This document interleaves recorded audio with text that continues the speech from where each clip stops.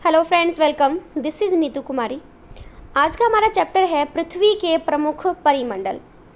पृथ्वी के परिमंडल के बारे में अगर बात करेंगे, हमारा चैप्टर 5 है, 6th क्लास का एनसीईआरटी का चैप्टर 5 है ये।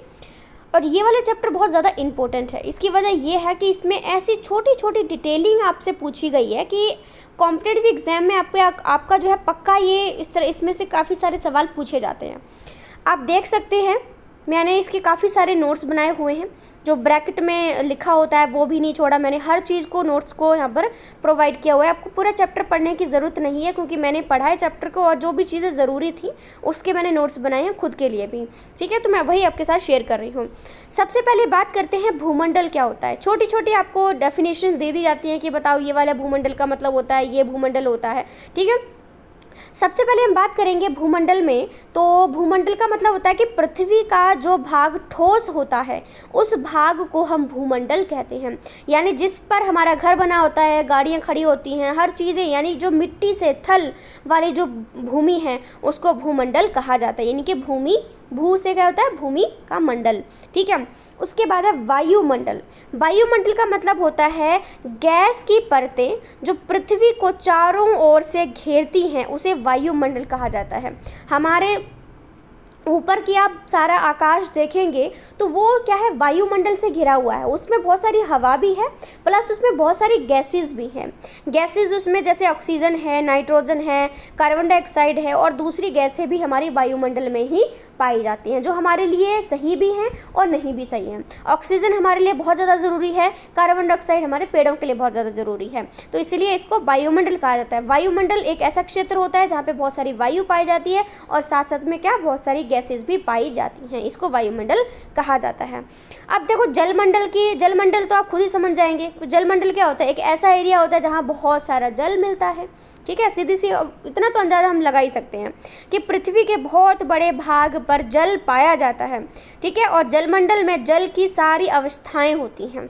ठीक है, उसमें बर्फ़ भी मिलेगी आपको, जलमंडल में आपको जल भी मिलेगा और उसमें आपको जल वाष्प यानी कि जो फॉग आपने देखा होगा पहाड़ों पर भी, आपने कुछ धुएं वगैरह जिसको हम बादल बोलते हैं। ठीक है, तो ये सारे जो अपने जल के या जलमंडल में पानी की जो अवस्थाएं होती हैं वो तीनों आपको वहाँ पर देखने को ज़रूर मिलेंगी। इसको हम जलमंडल कहते हैं। ठीक है, उसके बाद आता है जीव मंडल। जीव मंडल तो एक सारांश ही समझ लो, क्योंकि जीव मंडल में आपको सब कुछ मिलेगा। उसमें आपको स्थल भी मिलेगा, उसमें आपको जल भी मिलेगा, उसमें आपको हवा भी मिलेगी। ठीक है, और जहाँ सभी प्रकार के जीवन पाए जा सकते हैं, क्योंकि हमें जीने के लिए क्या चाहिए, ज़मीन चाहिए, घर बनाने के लिए, फसल बोने के लिए, बहुत सारी चीज़ों के लिए तो पानी चाहिए होता है। ठीक है, तो वो सारी चीज़ें हैं। हमें हवा भी चाहिए होती है, ऑक्सीजन, कार्बन डाइऑक्साइड, नाइट्रोजन, कितनी सारी गैसेस भी हमारे लिए ज़रूरी होती हैं। तो ये जो सारी चीज़ें जब इसी में मिल जाती हैं जीव मंडल में, तो ये हमारा जीव मंडल कह जाता है।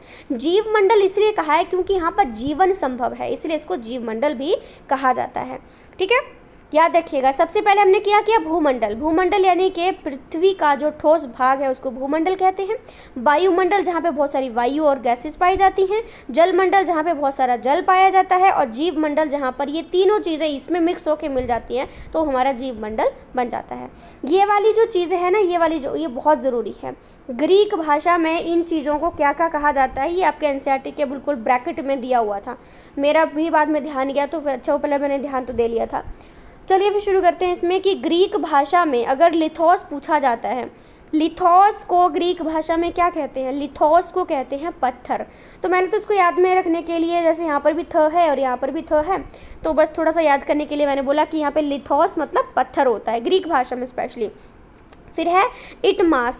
इटमास का मतलब होता है वाष्प। ठीक है, इटमास का मतलब क्या होता है, वाष्प होता है। उसके बाद है हमारा ह्यूडर। ह्यूडर का मतलब जल होता है। और उसके बाद बायोस। बायोस का मतलब जीवन होता है। ये 4 शब्द ग्रीक भाषा में हमसे पूछे गए हैं, तो ध्यान रखिएगा।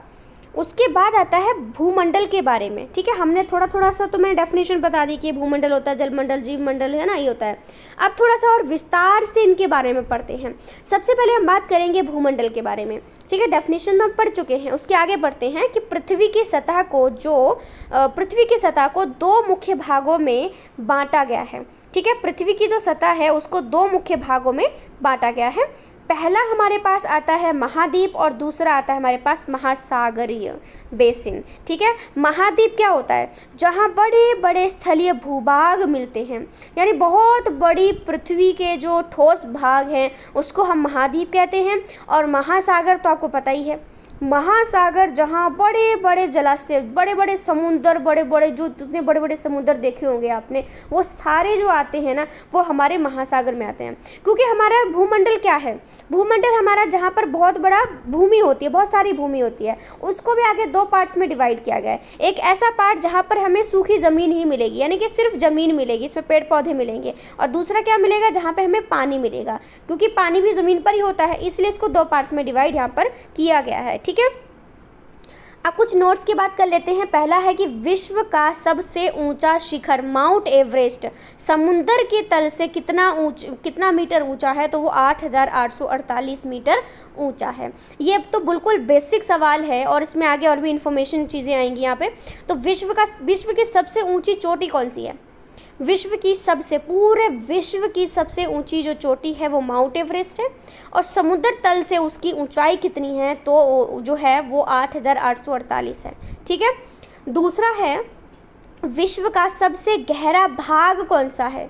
विश्व का सबसे गहरा जो भाग है वो हमारा प्रशांत महासागर का मेरियाना गर्त है, जिसकी गहराई हमारी है 11,022 मीटर। ठीक है, ये चीज़ें आपको बहुत अच्छे से याद रखनी है। ठीक है, बहुत ज़रूरी है ये चीज़ें।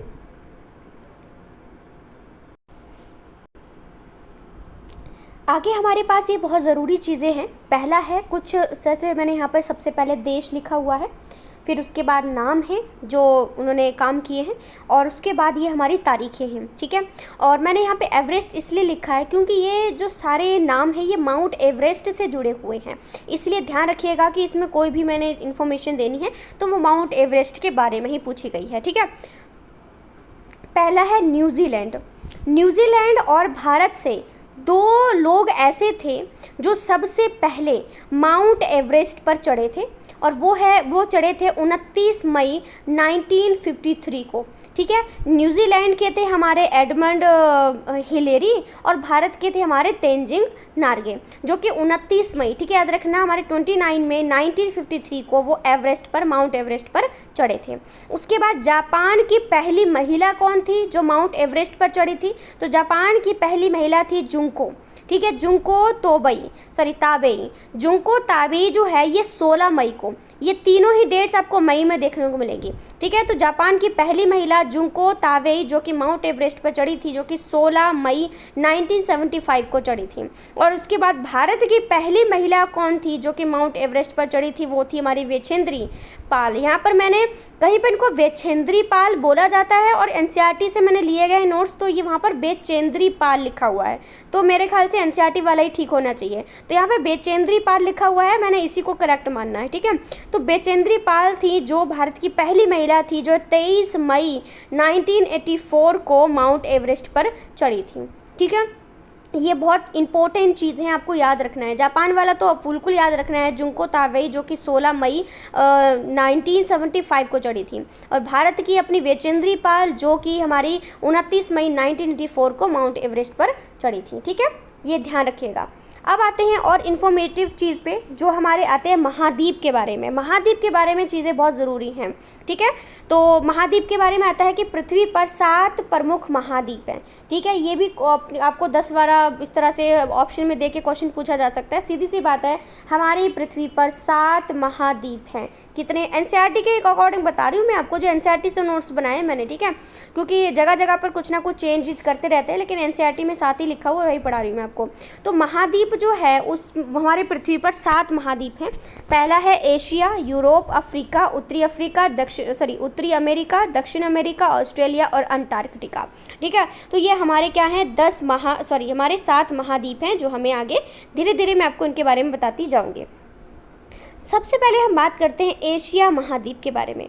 सबसे पहले एशिया महाद्वीप में पहला पॉइंट आता है कि ये विश्व का सबसे बड़ा महाद्वीप है। ठीक है, एशिया महाद्वीप क्या है? ये पूरे विश्व का कितनी बड़ी बात है कि ये पूरे विश्व का सबसे बड़ा महाद्वीप कौन सा है? सबसे बड़ा महाद्वीप हमारा एशिया महाद्वीप ही है और ये पूर्वी गोलार्ध में स्थित है। ठीक है, जैसे हम एन और एस की बात करते हैं तो ये हमारा पूरब है, तो ये हमारा एशिया जो है ये पूर्वी गोलार्ध में स्थित है। कर्क रेखा इस महाद्वीप से होकर गुजरती है, क्योंकि आपने देखा होगा कर्क रेखा जो है, अपने मैप को देखेंगे तो बिल्कुल बीच में से गुजरती है, तो ये पूर्वोत्तर राज्यों को भी होकर गुजरती है। तो वहीं पे हमारे पूर्वोत्तर में ही तो हमारा ये एशिया बता रखा है, तो इसलिए बोला रखा है कि जो कर्क रेखा है ये हमारे इस महाद्वीप से होकर गुजरती है। फोर्थ पॉइंट है, इसके पश्चिम में यूराल पर्वत है। यूराल पर्वत के बारे में ज़रूरी चीज़ें हैं। यूराल पर्वत कौन है भाई? यूराल पर्वत वो है जो एशिया को यूरोप से अलग करता है। क्या करता है? अलग करता है। यूराल क्या करता है? यूरोप और एशिया को अलग करने वाला पर्वत जो है वो हमारा यूराल है। उसके बाद है यूरोप और एशिया के संयुक्त भूभाग, यानी एक ऐसी जगह जहाँ पे यूरोप और एशिया दोनों ही आकर कुछ ना कुछ इनका चीज़ें होंगी, तो उस जगह को यूरेशिया कहा गया है। यूरोप और एशिया, इसलिए मिला के उसको यूरेशिया कह दिया गया है। तो एशिया के बारे में सबसे पहला पॉइंट क्या है? ये विश्व का सबसे बड़ा महाद्वीप है। ठीक है, सबसे बड़ा महाद्वीप है। दूसरा है ये पूर्वी गोलार्ध में स्थित है। कर्क रेखा इससे होकर गुजरती है। यूराल यूरोप से इसको अलग करती है और यूरोप और एशिया के संयुक्त भूभाग को जो है वो क्या कहा जाता है? यूरेशिया कहा जाता है। नेक्स्ट हमारे पास है यूरोप। यूरोप के बारे में कुछ ज़्यादा जानकारी नहीं थी, आप बुक से भी चेक कर सकते हैं। पहला पॉइंट है यूरोप का, ये एशिया से बहुत छोटा है। ऐसा नहीं है कि बहुत ज़्यादा छोटा है, पर एशिया से छोटा है। इन्होंने ये सीधा बोला था कि एशिया से बहुत ज़्यादा छोटा है और ये पश्चिम में है। ठीक है, अभी हमने किया था ना कि पूर्व में हमारा ये एशिया है, लेकिन यूरोप जो है ये हमारा इधर साइड है। ठीक है, और ये तीनों तरफ से पानी से घिरा हुआ है। इस तरह से भी क्वेश्चन घुमा के पूछेंगे, एक तरफ से पानी में है, दो तरफ से पानी से घिरा है, चारों तरफ से है। सीधी सी बात है भाई, तीन तरफ से ये पानी से घिरा हुआ हमारा यूरोप है। ठीक है, उसके बाद हम बात करते हैं अफ्रीका की। एशिया के बाद विश्व का दूसरा सबसे बड़ा महाद्वीप है ये। कोई पूछता है विश्व का सबसे बड़ा महाद्वीप कौन सा है? पहला तो वो एशिया है। विश्व का सबसे बड़ा दूसरा कौन सा महाद्वीप है हमारे? तो वो हमारा अफ्रीका आ जाता है। अफ्रीका महाद्वीप बहुत बड़ा है और इसी में हमारा सहारा रेगिस्तान भी इसी में आ जाता है। ठीक है, बहुत इन्फॉर्मेटिव चीज़ें हैं जो इसमें आपको पढ़ने को मिलेंगी। यह उत्तरी गोलार्ध में है। ठीक है, और ये कहाँ पर है? ये हमारा उत्तरी गोलार्ध में है। कर्क और अफ्रीका ही ऐसी जगह है जहाँ पर कर्क रेखा, विषुवत रेखा और मकर रेखा, तीनों रेखाएं जो हैं यहीं से आकर ये गुजरती हैं। ठीक है, मतलब तीनों रेखाएं, मकर रेखा, कर्क रेखा, विषुवत रेखा, तीनों रेखाएं यहाँ से होकर गुजरती हैं, तो वो हमारा अफ्रीका महाद्वीप ही हमें देखने को मिलता है। ठीक है, तो ये इस वीडियो का मैं पार्ट 1 का ही हेडिंग दे देती हूँ कि ये हमारा पार्ट 1 है इस वीडियो का। ठीक है, इसका मैं पार्ट 2 जो है वो नेक्स्ट वीडियो में लेके आऊँगी। इसमें अभी चैप्टर बहुत बड़ा है, ये वाला चैप्टर काफ़ी ज़्यादा बड़ा दिया हुआ है एनसीईआरटी में, तो ये पार्ट 1 है। क्योंकि वीडियो ज़्यादा बड़ी हो जाती है तो हमें कुछ भी याद रखा नहीं जा सकता। जितना मैंने पढ़ाया है उसको एक बार फिर से स्पीड बढ़ा के सुन लीजिएगा, याद हो जाएगा। बहुत सिंपल भाषा में नोट्स बनाए हुए मैंने। ठीक है, तो ये पार्ट 1 है। पार्ट 2 मैं जल्दी से ही अपलोड कर दूँगी, या फिर आज शाम को या कल परसों में इसको अपलोड कर दूँगी मैं। ठीक है, तो ध्यान से देख लीजिएगा। और ये नोट्स जो है एनसीईआरटी से लिए गए हैं, हर एक लाइन आपको एनसीईआरटी की ही मिलेगी, तो भरोसेमंद पूरे नोट्स आप कह सकते हैं। मैंने कहीं से गूगल से नहीं बनाया हुआ है, तो आपको अच्छे से समझ में आ जाएगा। अच्छा लगा है तो मुझे कमेंट करके बता सकते हैं। बाकी वीडियो को तो प्लीज़ लाइक ज़रूर करके जाइएगा, हमारे चैनल थोड़ा सा रिकमेंडेशन में चला जाएगा। बाकी अगर मन करता है तो सब्सक्राइब कर सकते हैं, शेयर कर सकते हैं, बाकी कोई दिक्कत नहीं है। आप आराम से वीडियो देख के फ़ायदा उठा सकते हैं। So thank you so much, thank you.